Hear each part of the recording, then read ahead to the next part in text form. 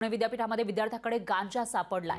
जवळपास 700 ग्रॅम गांजा विद्यार्थ्याकडे सापडल्याचा आरोप धंगेकरांनी केला आहे। धंगेकर आणि सुषमा अंधारेंनी कुलगुरूंना याविषयी जाब विचारलेला आहे। 2 दिवसांमध्ये कारवाई न केल्यास आंदोलनाचा इशारा सुद्धा देण्यात आला आहे। सावित्रीबाई फुले पुणे विद्यापीठ ज्या ठिकाणी फक्त आपल्या राज्यातीलच नाही तर इतर राज्यातून सुद्धा आणि परदेशातून सुद्धा विद्यार्थी शिकण्यासाठी येत असतात, त्या ठिकाणी अशा पद्धतीने एका विद्यार्थ्याकडे गांजा सापडल्याची माहिती समोर येते। जवळपास 700 ग्रॅम गांजा त्या विद्यार्थ्याकडे सापडल्याचा आरोप धंगेकरांनी केलाय आणि यानंतर धंगेकर आणि सुषमा अंधारे हे आक्रमक झाले। त्यांनी कुलगुरूंना जाब विचारलाय। 2 दिवसांमध्ये या प्रकरणामध्ये कारवाई केली नाही तर आंदोलनाचा इशारा या ठिकाणी देण्यात आलाय।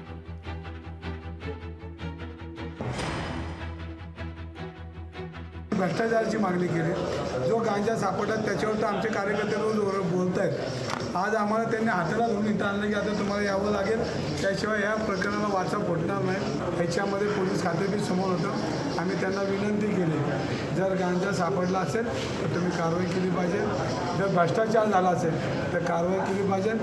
या खुर्चीवर कोण बसतंय याच्यापेक्षा खुर्चीचं काम सुरळीतपणे कोण कायदेशीर करतं याला महत्त्व आहे।